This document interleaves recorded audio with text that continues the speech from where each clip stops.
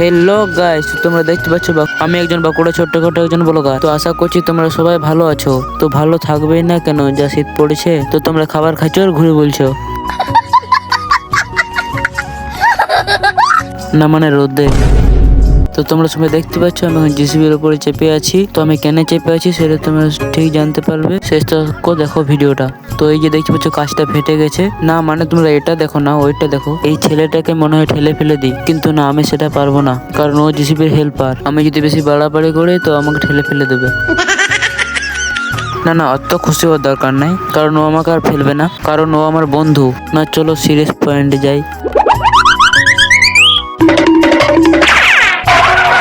তো তোমরা এই গাড়িটা দেখতে পাচ্ছ, এই গাড়িটা খারাপ হয়ে গেছে। তো এমন খারাপ হয়েছে যে একটি লোহার পাইপ দিয়ে আটকে রাখতে হয়েছে। তো এটার নাম আমি জানি না, তোমরা কেউ জেনে থাকলে কমেন্ট করো। না, আর তোমাদেরকে এটা দেখাবো না, এবার আসল ঘটনায় আসি।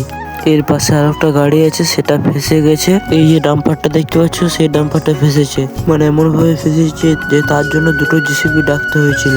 আমাদেরকে দেখায় কেমন ভাবে ফেসে আছে। এই যে দেখতে পাচ্ছ দুদিকে দুটো গাড়ি আছে। এই যে ডালা বুড়িটা দেখতে পাচ্ছ, এর কোমর ভেঙে গেছে।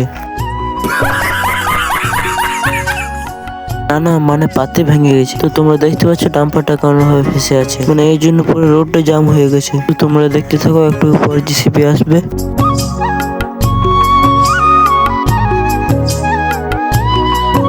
এই যে তোমরা দেখতে পাচ্ছ একটা জিসিবি চলে এসেছে, যেটার মধ্যে আমি বসে আছি। এখানে আমার বন্ধুরাও কিছু বসে আছে। তাই এখানে বসে থাকতে থাকতে দেখলাম আর একটা জিসিবি আসছে। এই যে তোমরা দেখতে পাচ্ছ আমি যখন জিসিবি চেপেছিলাম, সেই জিসিবি এখন নামানো হয়ে গেছে। দেখতে পাচ্ছ আর একটা জিসিবি নামছে, জিসিবিটা চালাতে জানে না, তাই জিসিবি ড্রাইভার গিয়ে নামালো।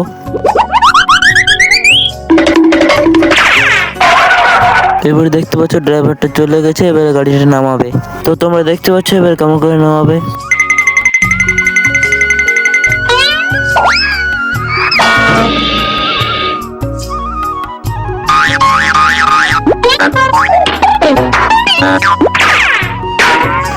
তো তোমরা দেখতে পেলে কেমন ভাবে জিসিবিটা ডান্স করছিল।